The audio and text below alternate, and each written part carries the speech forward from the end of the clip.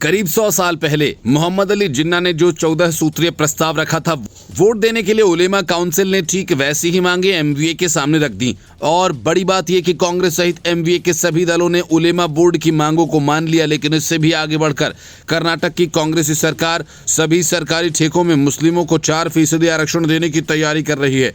कर्नाटक सरकार के इस कदम को लेकर राज्य में बड़ा विवाद खड़ा हो गया। बीजेपी के कड़े विरोध के बाद सिद्धरमैया की सरकार बैकफुट पर आ गई। इसके पहले महाराष्ट्र में उलेमा बोर्ड की मांगों को स्वीकार करने को लेकर बड़ा बवाल मचा हुआ है, क्योंकि ये लगभग वैसी ही मांगे हैं और जो जिन्ना ने मांगी थी, और यहीं से राष्ट्रवाद की नींव पड़ी और आखिरकार देश का बंटवारा हुआ। ऐसे में उलेमा बोर्ड की मांगों को लेकर वही सवाल फिर से खड़े हो रहे हैं। क्या उलेमा काउंसिल के एजेंडे पर फिर से देश का बंटवारा है? ऑल इंडिया उलेमा काउंसिल ने भी महाराष्ट्र में 14 सूत्रीय मांगे रखी हैं, जिनमें से मांगे कुछ जिन्ना के 14 सूत्रीय प्रस्ताव से मिलती जुलती हैं। उलेमा काउंसिल ने वक्फ बिल का विरोध, नौकरियों और शिक्षा में मुस्लिमों के लिए 10% आरक्षण, महाराष्ट्र के 48 जिलों में मस्जिदों, कब्रिस्तानों और दरगाहों की जब्त की गई जमीन का सर्वेक्षण कराने, महाराष्ट्र वक्फ बोर्ड के विकास के लिए 1000 करोड़ रुपए देने, 2012 से 24 तक दंगों के सिलसिले में कैद बेगुनाह मुस्लिमों को रिहा करने और मौलाना सलमान अजहरी को जेल से रिहा किए जाने की मांग की है।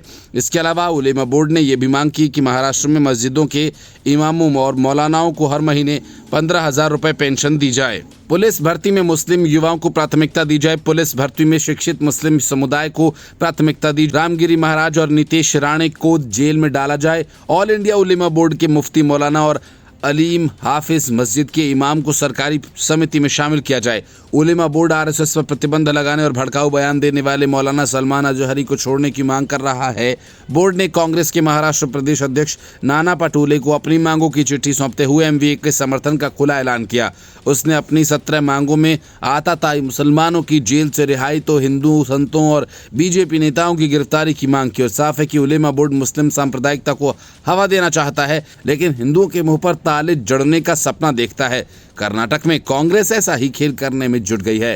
हालांकि विवाद होने के बाद मुख्यमंत्री कार्यालय ने इस पर सफाई दी कि फिलहाल इस बारे में कोई आधिकारिक प्रस्ताव नहीं है। मीडिया रिपोर्ट्स ने दावा किया है कि कर्नाटक सरकार मुसलमानों को सरकारी ठेकों में 4% आरक्षण देने पर विचार कर रही है।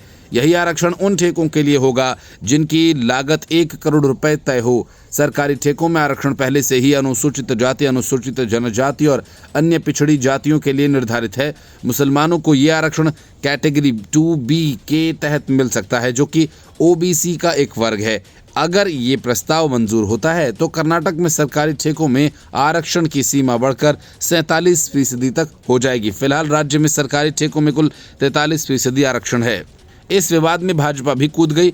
अमित मालवीय ने इस प्रस्ताव की तीखी आलोचना की। उन्होंने इसे संविधान का उल्लंघन और धर्म आधारित आरक्षण का उदाहरण बताते हुए कहा कि ये कदम भारत के संविधान की धारा 15 और 16 के खिलाफ है, जो धर्म, जाति, लिंग आदि के आधार पर भेदभाव करने से रोकता है। उन्होंने ये भी सवाल उठाया कि यदि मुसलमानों को आरक्षण दिया जाएगा तो क्या इसका असर SC, ST, OBC समुदायों के आरक्षण पर पड़ेगा।